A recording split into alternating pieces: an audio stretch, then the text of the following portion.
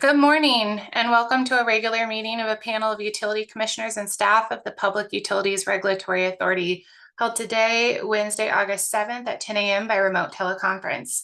My name is Chairman Marissa Gillette. I'm joined virtually today by my colleagues, the Vice Chairman Jack Pekoski and Commissioner Michael Karen. We have a regular calendar and a consent calendar in front of us today. The first item on today's regular calendar is docket number 171034 RE01. Appeal petition pursuant to Connecticut General Statute 16235 regarding the Aquarian water tank in Westport, Connecticut. We are here for a presentation from Attorney Alex Sahi regarding the proposed decision in this matter. Good morning, Chairman Gillette, Vice Chairman Pekoski, and Commissioner Karen. On July 1st, 2022, the Public Utilities Regulatory Authority reopened docket number 171034, the appeal petition pursuant to Connecticut General Statutes 16-235, Aquarian water tank 63 to 67 North Avenue, Westport, Connecticut, or what we will call the water tank docket, to investigate Aquarian Water Company's compliance with the authority's December 18th, 2019 final decision. For background, in constructing the two water tanks, Aquarian proposed to replace an existing above-ground water storage tank constructed in 1956 with two above-ground water storage tanks located at 63 to 67 North Avenue in Westport, Connecticut. On September 15, 2017, Aquarian received from the Commission the 2017 special permit that allowed the company to install the new tanks. On October 17, 2017, pursuant to General Statutes Section 16-235, 15 immediately adjacent property owners and 76 other residents filed an appeal of the issuance of the 2017 special permit with the authority. The authority opened the water tank docket and conducted a proceeding to review the appeal. On September 10th, 2019, Aquarian and many, but not all of the appellants filed a settlement agreement with the authority.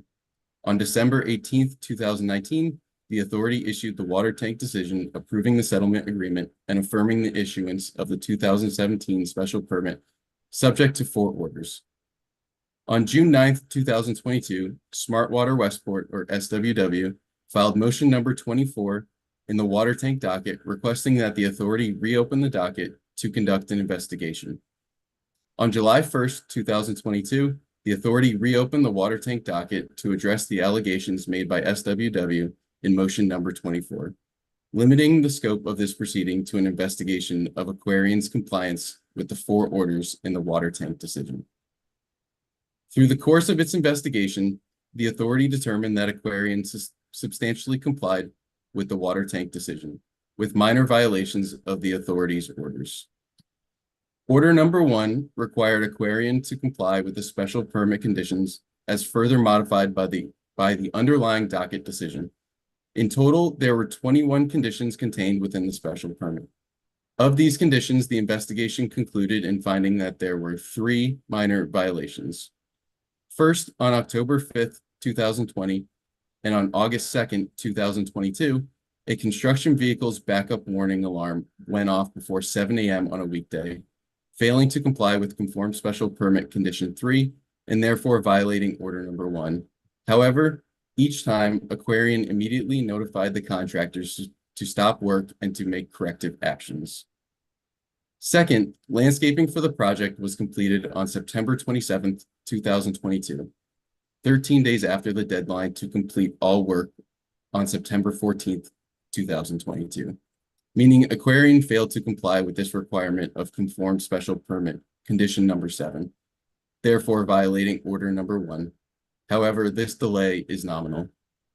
Third, Aquarian failed to have the independent site monitor visit and provide reports to the Commission as to compliance with all conditions of the special permit after the construction phase of the project was completed, failing to strictly comply with conform special permit condition 19 and therefore violating order number 1. The authority found that Aquarian substantially complied with the remainder of the 21 conditions contained in order number 1 and order numbers 2, 3, and 4 of the water tank decision. Authority staff recommends adoption of this decision. Thank you for your consideration. Thank you. Is there a motion? I move adoption, Madam Chairman. Second. Thank you. The decision has been regularly moved and seconded. Are there any comments before we take the vote? Not, Mr. Bumpin, please. Chairman Gillette, Yes. Vice Chairman Bukowski, Yes. Commissioner Karen, Yes. Thank you. The decision has been adopted. The second item on today's regular calendar is docket number 240141, the requested transfer community access provider designation. We're going to turn to Authority Staff Attorney Victoria Church to present the decision for the panel's consideration, please. Good morning. In this decision, the authority directs Brass City Community Television, Inc., Brass City, to assume the community access provider designation, as well as the responsibilities for and the control of operations at the access facility, which are currently designated to and controlled by Sky Cable 12, Inc. In January, Sky filed an inquiry with the authority as to the procedure to transfer its community access provider designation, as well as responsibilities for and control of operations of the access facility. The authority directed Sky to file an accounting of its access and of its assets, and requested that any community-based nonprofit organization that desired to assume responsibility for Sky's community access operation file a petition with the authority in accordance with General Statute 16-331A subsection C. In response, the authority received a petition to assume responsibility from Sky's community access provider operations from Brass City. General Statutes 16-331A subsection C addresses the type of information the authority must assess when a nonprofit seeks to take over community access operations from a multi-channel video programming distributor. The criteria for selection provided guidance to the authority in this proceeding. The authority looked at the 8 criteria within that statute to assess Brass City's proceeding.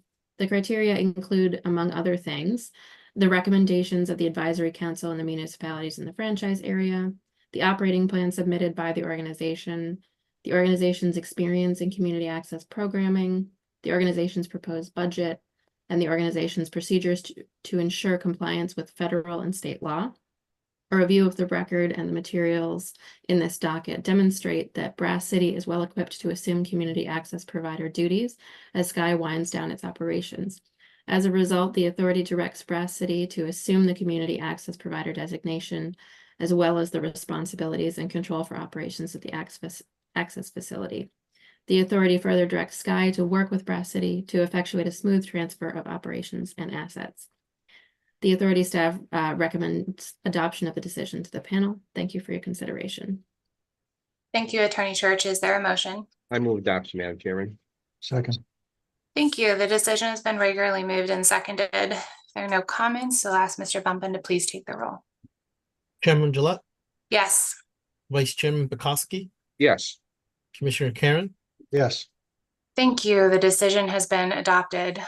We'll next turn to our consent calendar, on which there are 5 items. Is there a motion, please? Madam Chairman, I move today's consent calendar, item 1, 2, 3, 4, and 5. I second it. Thank you. The consent calendar has been regularly moved and seconded. Mr. Bumpin, please take the roll. Chairman Gillette, Yes.